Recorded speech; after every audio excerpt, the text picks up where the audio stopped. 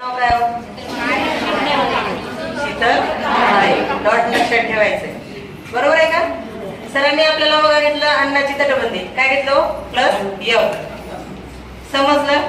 जे जे अन्न आपल्याला पॅकेज होऊन येते, बरोबर आहे, बॅच नंबर असतं, डेट असतात, त्याच्यावरती ज्यावेळेस ते मॅन्युफॅक्चरिंग केलेलं असतं ते प्लस एक्सपायरी. पण इथपर्यंत जेव्हा एखाद्या फूड प्रोडक्टला मेंटेन करावं लागतं, मग काही ना काही आपल्याला इन्ग्रेडियंट्स म्हणा एक्सटर्नली मिक्स करावं लागतात, कारण त्याची क्वालिटी त्या दिवसांपर्यंत आपल्याला टिकवता यायला पाहिजे. मग त्यावेळेस त्याच्यासाठी आपण लोगो चेक करायचा की प्लस एफचा. सर्रास आपल्याला सवय झालेली असते 5 रुपयाच्या पॉकेट पासून 1 रुपयाच्या पॉकेट पासून 5 किलो 10 किलो 15 किलोचे आपण फूड प्रोडक्ट काय असतं पॅकेजिंग वाले घरी घेऊन येतो. बरोबर आहे का? मुद्दा क्लिअर आहे?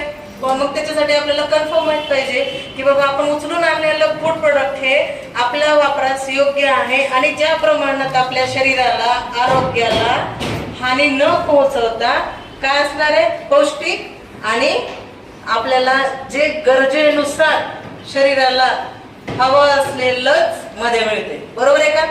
मग त्यासाठी प्रत्येक पॅकेज वरती प्रत्येक फूड प्रोडक्ट वरती त्यांनी काही मानांकन दिलेले असतात. त्याचं त्यांनी लिमिटेशन्स ठरवून दिलेलं असते की बाबा